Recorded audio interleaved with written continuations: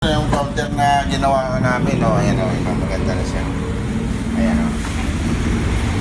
ayan, yung palutsina yan idol na sinunod na. Babarnis pa bukas after ano pa lang yun idol, design pa lang ito.